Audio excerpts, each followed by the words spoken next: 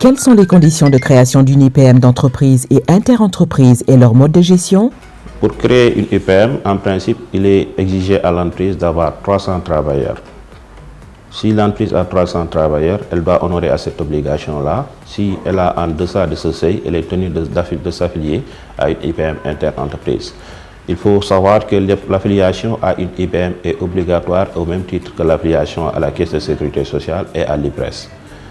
Une fois que cette condition est remplie, il faut constituer un dossier de demande d'agrément.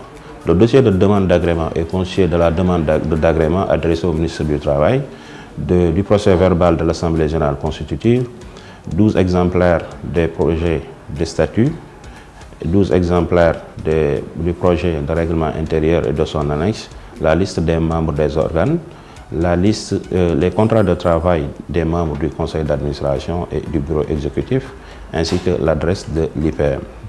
Maintenant, en ce qui concerne la gestion de l'IPM, il faut savoir que les IPM sont constitués d'un certain nombre d'organes. Il s'agit notamment du collège des représentants, du conseil d'administration et du bureau exécutif. Le bureau est constitué par le secrétaire général, le trésorier et enfin le gérant qui est investi des pouvoirs de gestion, que lui délègue le président du conseil d'administration sur accord du conseil d'administration.